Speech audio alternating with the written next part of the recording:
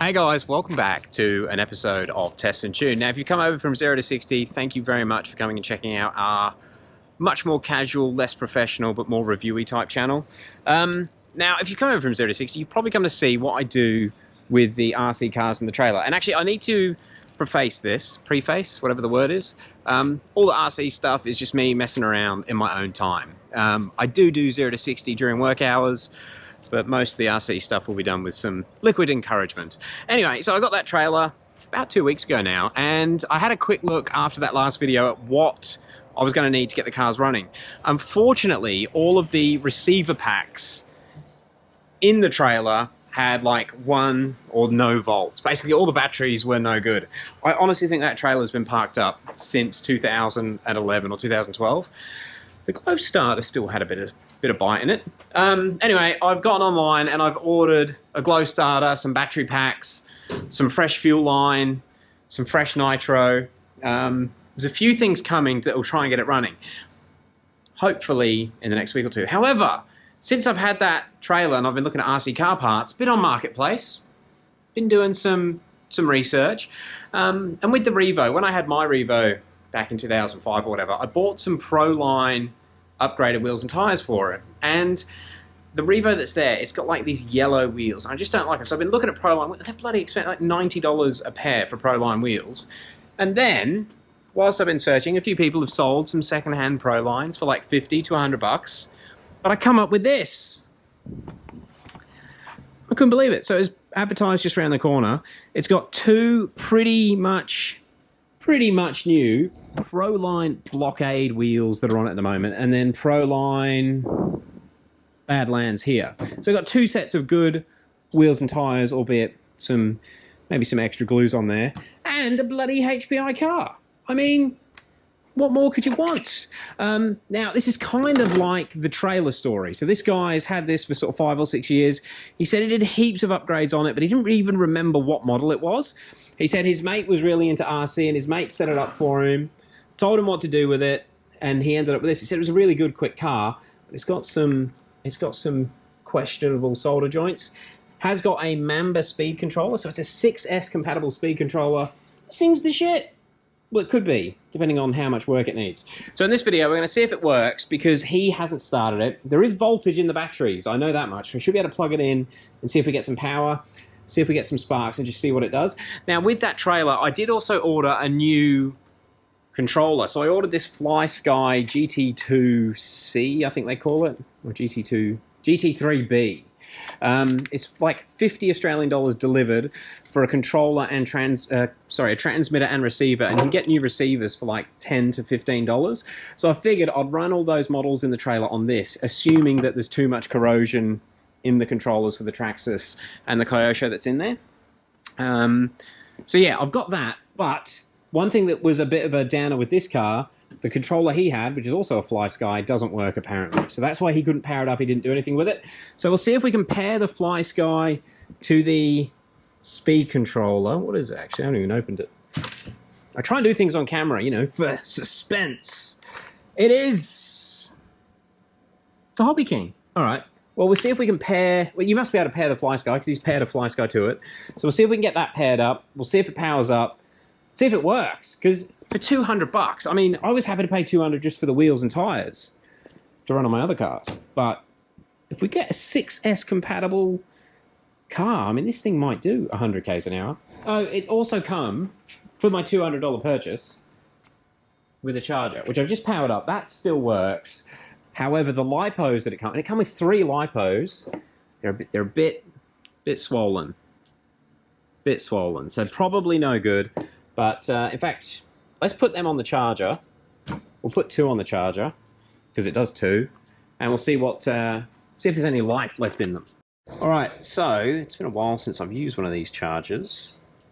I used to have, like, it was the same as this, but it just had 1 channel.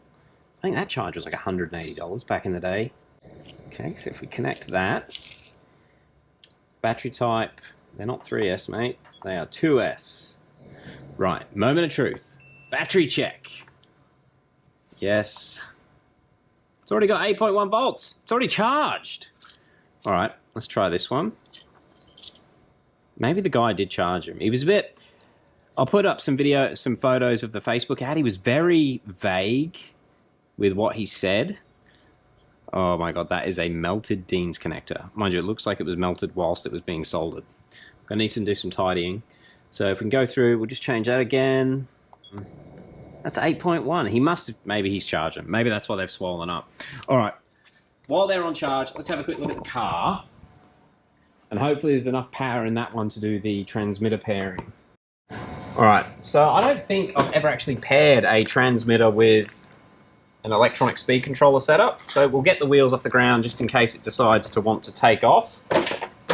Now I have my FlySky pairing cable, and to do it, I think we have to remove, I read up on it before, remove the VX, and then plug the pairing wire in. Cool. Then we connect a battery. Okay. So the receiver isn't flashing. Why isn't it flashing? I believe they're supposed to flash. All right. Is it not connected? Is this dodgy? Aha. Okay, so we've got dodgy connections.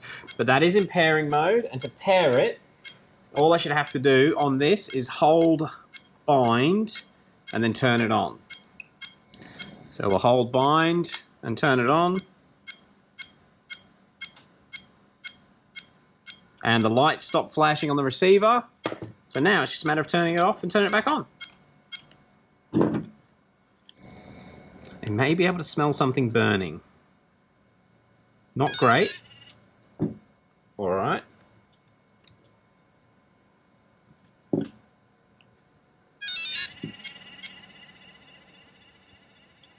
Turn the controller on. Hey, we are working.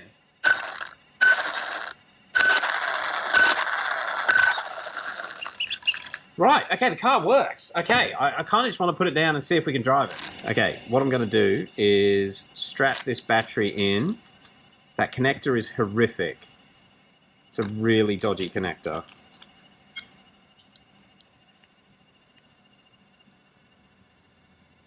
Yeah, that should do. All right. Oh, the fan is turned on. All right, if this works, I'm going to have to tidy everything up. And I think the car's going to need some love as well. I noticed when I went to pick it up that the drive shaft is rubbing on the sway bar, but we'll have a closer look at that if it actually drives. Oh, put this back on. Now, obviously, it's a 6S capable LiPo, but we're only running it at 2S. So let's see what it does.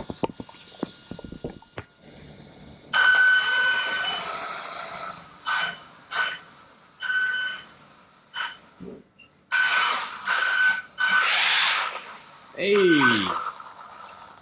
Try a better camera angle.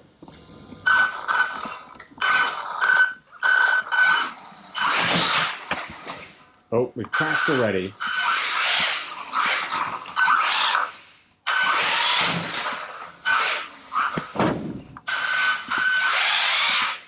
It sort of works. All right, let's run it outside.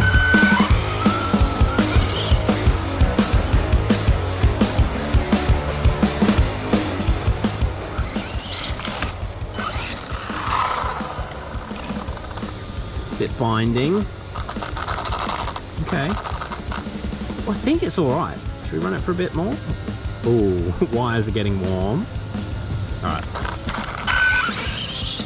Jeez, it's quick for 2S. It's only like on 6S.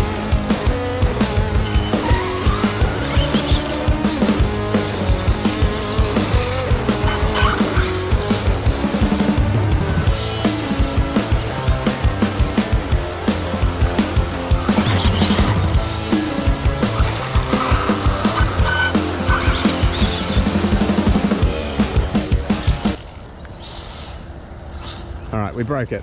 We broke it already. Something broke. What was broke? We broke it? It is front wheel drive only.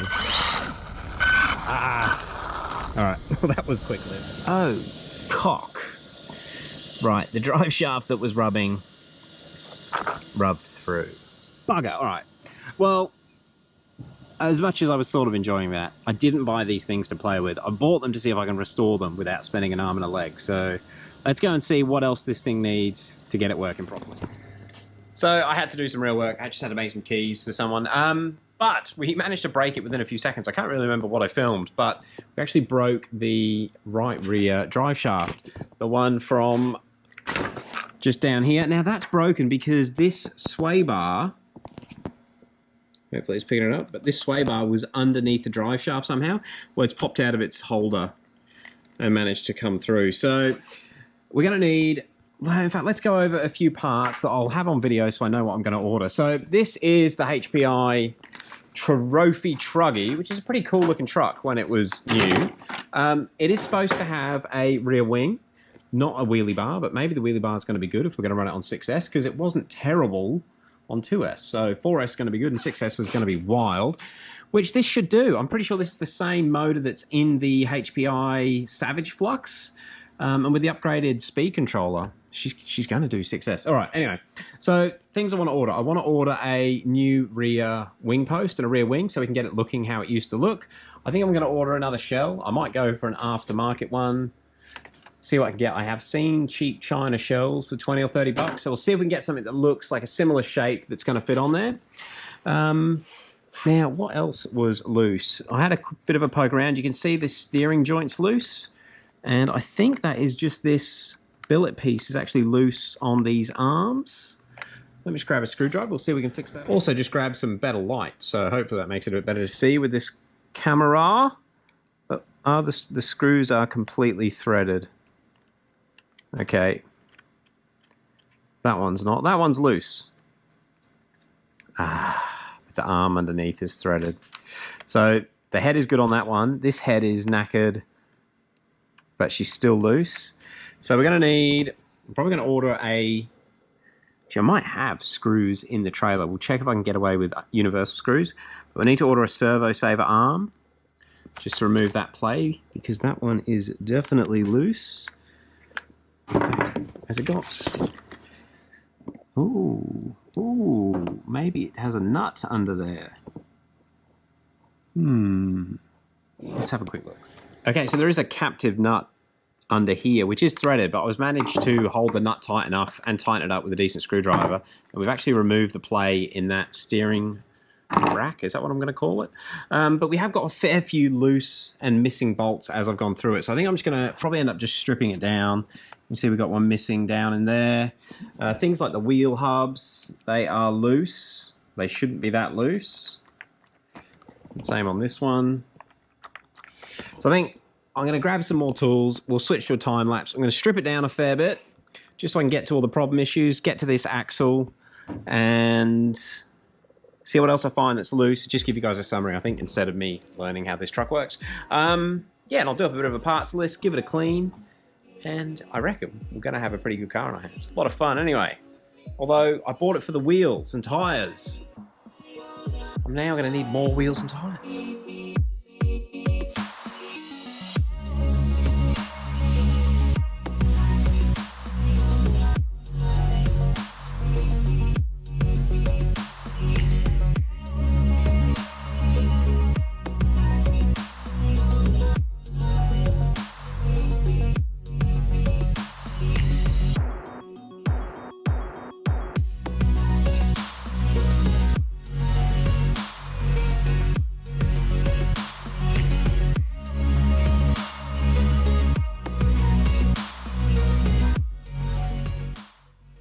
Alright, so that's basically the speed controller, the servo. Wasn't sure if the servo was going to be waterproof. Fairly confident the water's motorproof because I'm going to go and wash this and give it a bit of a clean up. Also took the electrical taped off wheelie bar. It's actually the right wheelie bar for the bracket. It's just all 4 screws have been snapped off, and instead of re-tapping them or pulling them out, they just taped it on. It's a bit manky, but I could probably just drill out and tap those and put some new bolts in there to hold it on, but I might want to paint the bar. I think what I'm going to do next and finalize this video with, I'm going to go and give this basically a general purpose cleaner or a degrease, try and clean up all around the suspension joints, see if any of this rust looks a bit better after it's got some WD on it, and we'll end it off there with what I think I'm going to do to fix it up.